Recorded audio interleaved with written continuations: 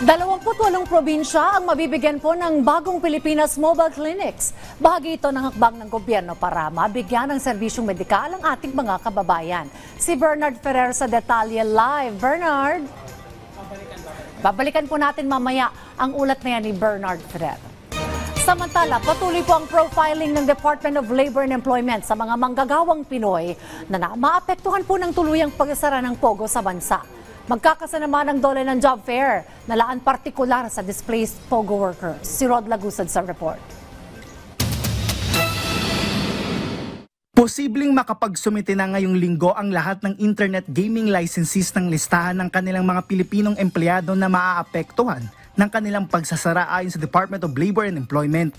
Bahagi ito ng isinasagawang profiling ng ahensya kasunod ng kautosang iba ng mga POGO sa bansa. Ayon kay Secretary Bienvenido Laguesma, nakapagpasa na ang karamihan sa mga ito. Sa kabutihang palad, nagko-cooperate sila.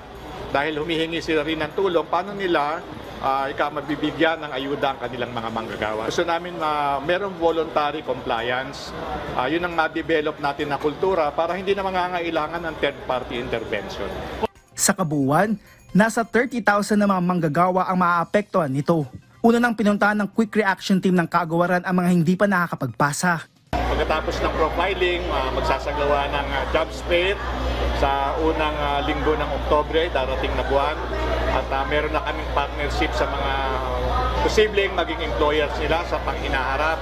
Bibigyan din namin sila ng tulong may kinalaman sa livelihood projects kung yun ang kanilang pipiliin. At siyempre yung upskilling at saka retraining at yung pagtulong dun sa mga pagkuha ng mga benepisyo na kinakailangan may pagkalog sa kanila ng kanilang mga employers.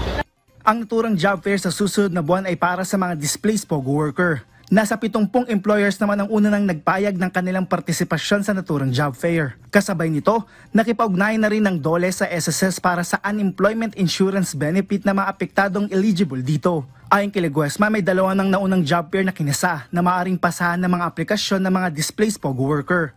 Ang una ay may kinalaman sa transportation at logistics sector na isinasagawa sa World Trade Center at pangalawa, ang partnership ng Kagawaran sa Department of Tourism na nagsimula at magtatagal hanggang Sabado sa SMX Convention. Rod Lagusad para sa Pambansang TV sa Bagong Pilipinas.